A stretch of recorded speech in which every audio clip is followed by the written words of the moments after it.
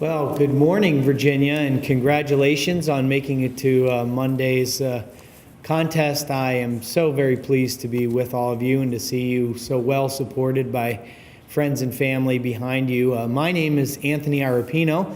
I am an environmental attorney in the state of Vermont, and I am pleased to be judging with a distinguished panel today, and I'll ask them to introduce themselves to you.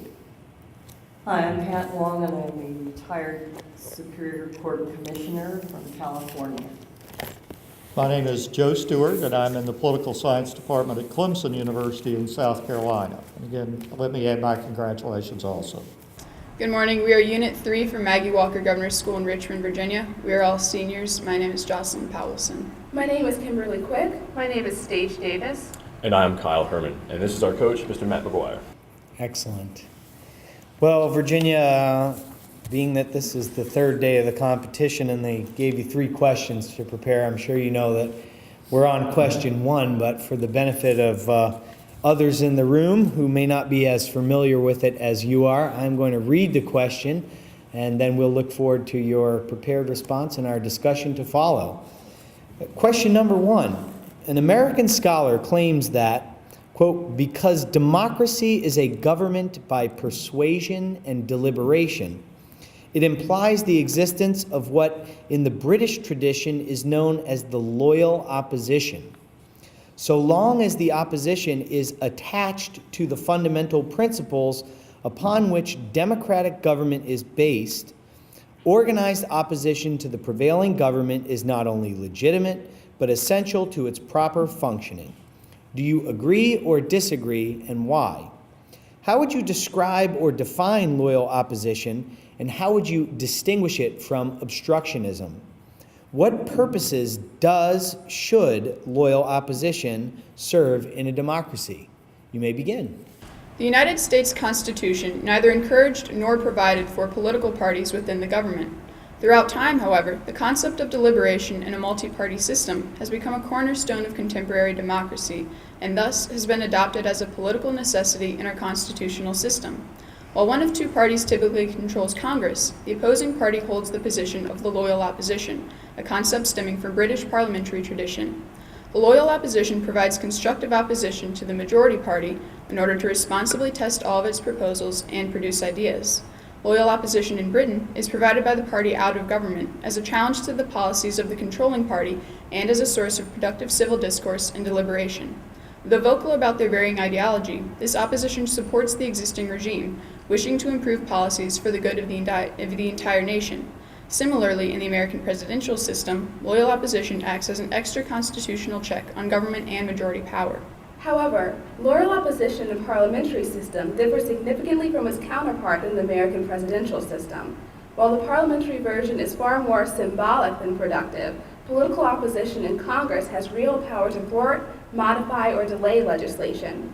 Unlike in the British government, where the Prime Minister is a member of Parliament, opposition in the United States can come from Congress toward the President in a divided government.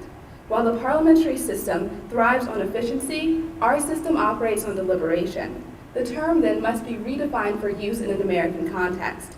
Separation of powers in the first-past-the-post electoral system strengthened the impact of opposing parties while encouraging a 2-party system.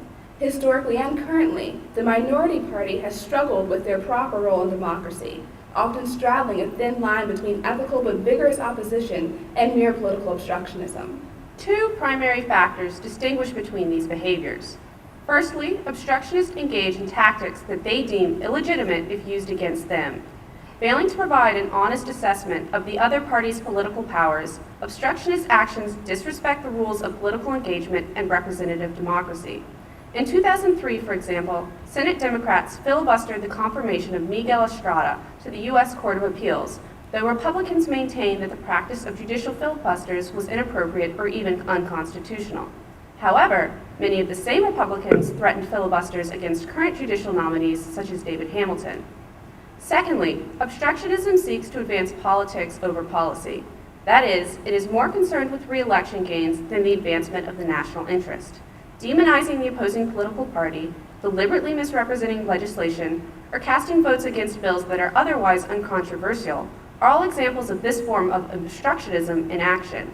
This behavior undermines citizens' faith in government and makes reaching compromises increasingly difficult. Loyal opposition in a democracy should seek to represent the views and varying ideologies of the people, while respecting the government that the people created and continue to endorse. It is appropriate, even essential, to openly and enthusiastically oppose policies with which they disagree. But at times, it is better to forge compromises which advance the greater good.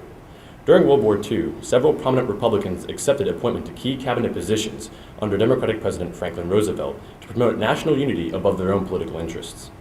The relationship between Democratic President Johnson and Republican Senator Everett Dirksen led to the passage of key civil rights legislation, despite the political risks taken by the senator. There can be neither persuasion nor deliberation in discussing only one viewpoint. Loyal opposition, then, is a valuable part of American culture and government. So long as politicians prioritize national advancement over political advantage, loyal opposition is both legitimate and essential to the proper functioning of government. Thank you, judges. We are now ready for your questions.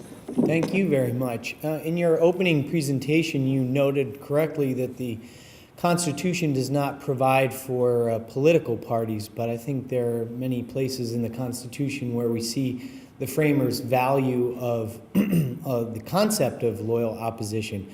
Could you discuss some of those constitutional elements with me? I think that we definitely can see that the Founding Fathers, foresaw that political parties would eventually arise, especially as Madison notes that there will be factions at some point. I think that one of the main reasons that one of the main ways they tried to eliminate this potential threat is by making it so that legislation has to pass through Congress slowly. It has to go through the House of Representatives and the Senate.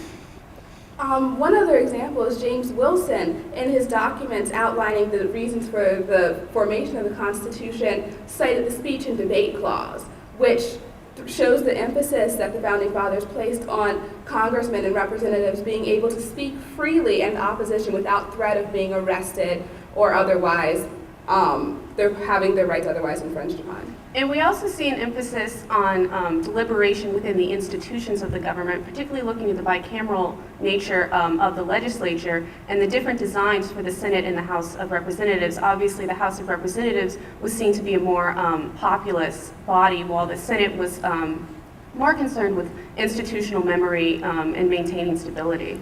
Later on, after the Founding Fathers, we see this anticipation of political parties in the 12th Amendment, which helped to sort out some of the issues that occurred during 1800.